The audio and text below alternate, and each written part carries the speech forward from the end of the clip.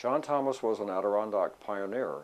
He was also a man who escaped from slavery in Maryland, and he settled in the Adirondacks. He lived in Franklin County.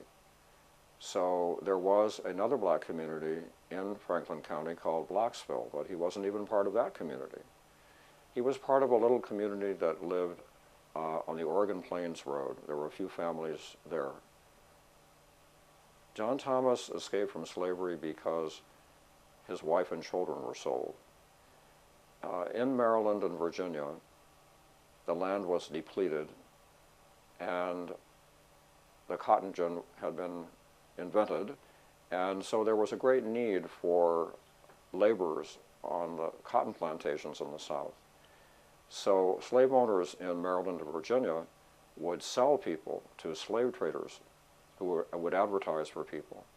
And when his wife and children were sold, he was desolate, and he escaped with 2 other people. He went to Maryland, to Philadelphia, and then from Philadelphia to Troy, New York, where he lived for 7 years. John Thomas was very successful. Unlike the Gerrit Smith grantees in Essex County, who are generally described as having not been able to overcome the challenges of the Adirondacks, the weather, the poor land conditions, and so on, John Thomas was able to sell the parcel of land that Gerrit Smith gave him, return to Troy, and then come back with his second wife. He said he gave up that property because it was too far away from a church or a school. That tells us that he wanted his children to go to school and be educated because he hadn't had that advantage. So he eventually, by 1872, owned 200 acres. That's remarkable for a man who had begun his life as an enslaved person. And so in 1872, many, many years after 1846, when Gerrit Smith granted him 40 acres, he had someone write a letter for him and tell his story and thank Gerrit Smith for his kindness. Well, the letter is remarkable because he says that he's now respected as a citizen of the United States. He was very well regarded by his neighbors. And the interesting thing, though, is that even though everybody knew his story, and it was in his obituary when he died, and obituaries at that time were generally very short. There were 1 or 2 lines, maybe 3, but his whole story was told, including the name of the man who he had escaped from, Ezekiel Merrick.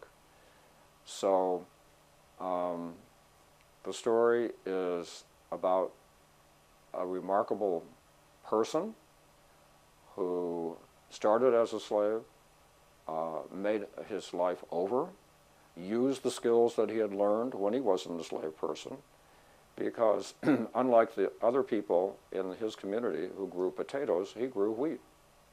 And where he had escaped from, wheat was grown.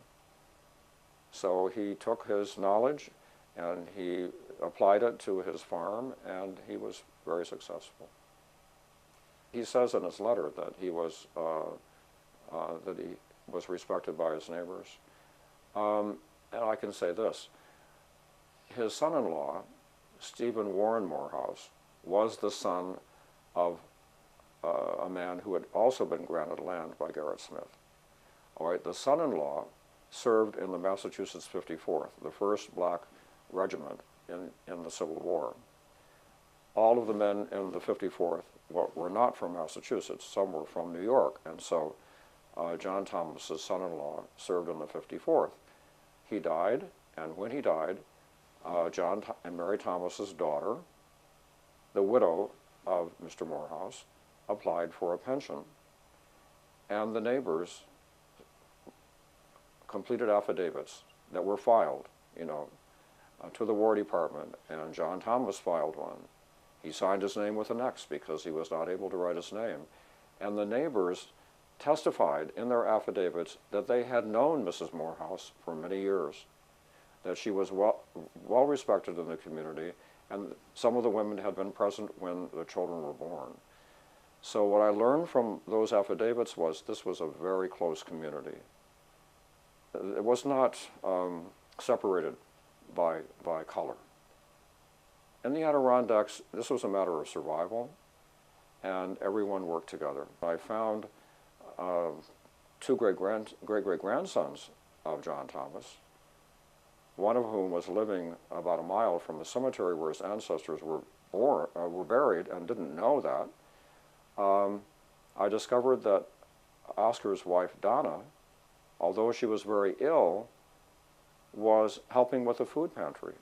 And I thought, my goodness, in Little Vermontville, the character of the people has been consistent for a very, very long time. Even though you may not have much, you share what you have and you help other people. To actually hear John Thomas's letter sung in the opera, I mean, it brought me to tears. It was wonderful.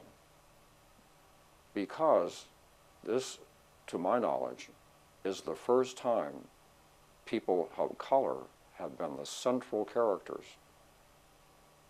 in something so magnificent.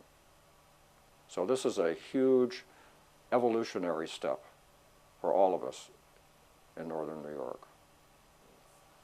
I think there's something wonderful about being with other people and it being alive. Live because then it is alive. For all of the people who were there, it was a shared experience which made it more powerful for each of us. If you're reading a novel, you're just reading by yourself. It's not the same as, somebody must have come up with some terminology to describe this experience, but it's a communal experience. So all of us were being moved simultaneously, which increases the power of the experience. People come, we've had Mohawk people come.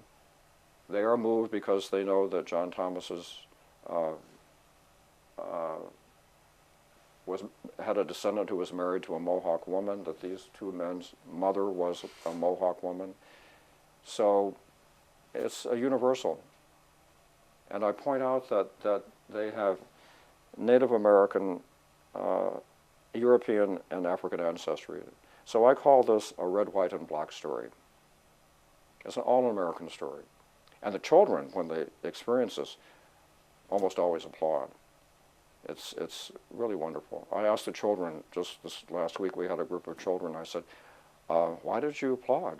Oh, it's awesome. And one boy was right on target. He said, that had a good ending. You know, that man did something good for him. And he did better than other people. So the children understand immediately. One of the members of the choir actually was a volunteer when we were working to open our museum, and he helped paint the inside. So every time we've seen a performance, you know, I look at him, I think of him, and I think of our connection.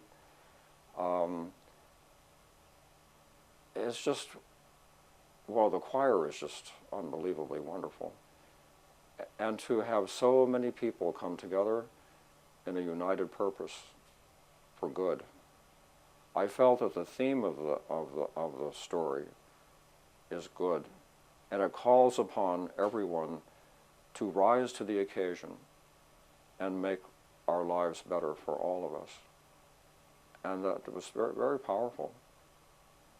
We wouldn't have this story if it wasn't for Oscar's late wife, Donna, because Oscar and Victor, his brother, are shy men, they're retiring men.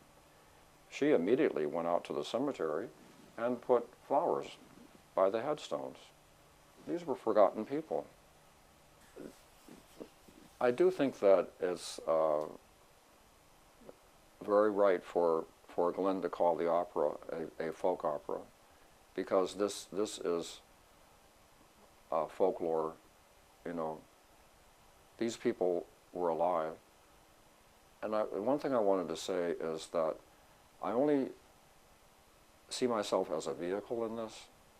What I've learned as a researcher is that if I dedicate myself to something and keep working at it, then I have help. I've been awakened many times at 2 o'clock in the morning, and a little voice tells me the next thing I need to do. So after a while, I've come to the realization that the ancestors want their stories told. The ancestors want their stories told. And when somebody down here starts researching them, they don't let you go. And so the opera is, I never expected it that an opera would be created from this story. It's another step. And I think that John and Mary Thomas's spirits and all of their descendants who have passed over heard the opera.